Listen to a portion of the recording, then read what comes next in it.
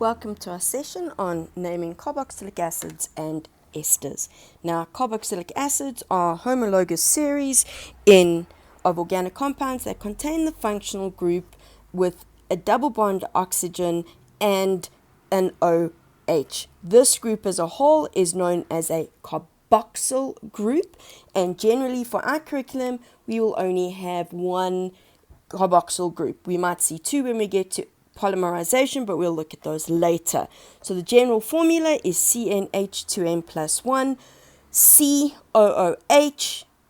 The OOH replaces a hydrogen, okay, on the carbon.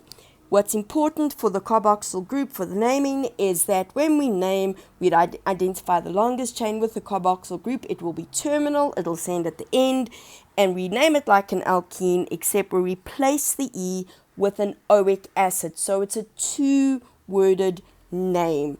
Okay, so if we look at these are actually really nice to name because it's fairly simple.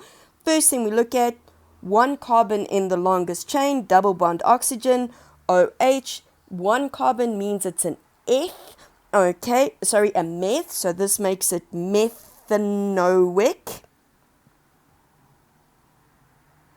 acid. Two words, okay? Please make sure you write both. Also, what's important is when you are asked to identify the group, you can't just call it an acid, you have to call it a carboxylic acid. If we look at the next one, we have two carbons in the longest chain. There's the carboxyl group where we have, so there's two, this makes this ethanoic acid.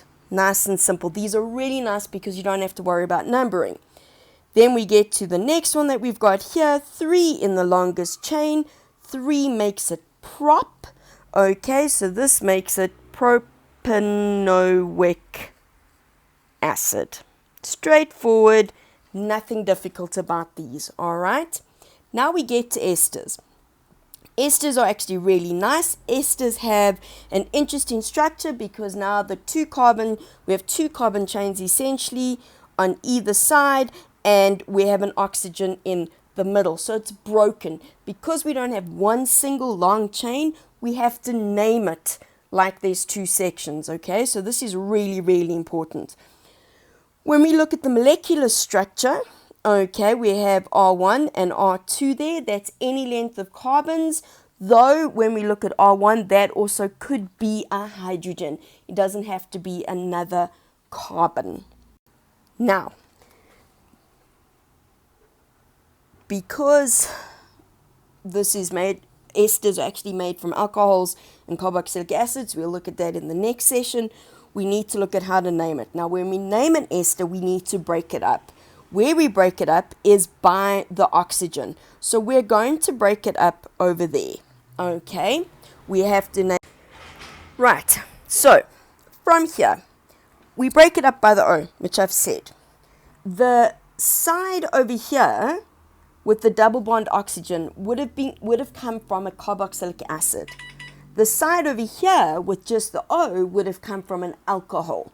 So we always name it with the alcohol longest chain first, carboxylic acid part second. Now, the alcohol part only has a single carbon and it becomes a meth. Now, it's almost like we're considering it as a branch. Okay, it's a good way to look at it. So this becomes methyl, okay, because that's the one carbon. This part here also has one carbon, but now this becomes methanoate. So it's almost like if I had seen it as a carboxylic acid, so if that was methanoic acid, I'd have oic acid at the end, but now I have -8 in the end. Okay, so let's do the next one. Over here, once again, I break it up where the oxygen is. Okay, the side with the oxygen comes first. This side has 2 carbons. That makes it ethyl. Okay, the side with the double bond oxygen has 3. 3 means prop, so that makes this propanoate.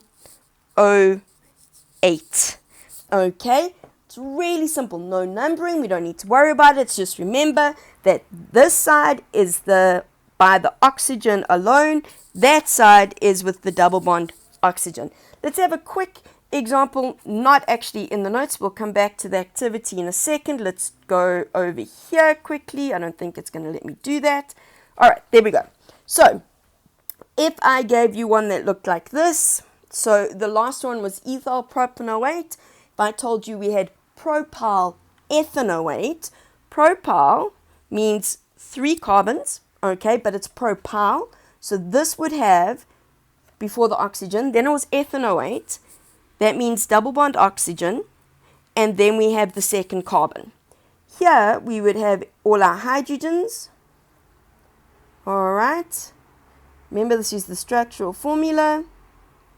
Be careful because you can't put any oxygens on that carbon with any hydrogen, because otherwise it's too many bonds to the carbon. So now what we have here is propyl, first part, ethanoate. So what I need you to do now, please, is go to activity 4 on page 99 of your textbooks, and you are going to try questions 1, 3, and 5.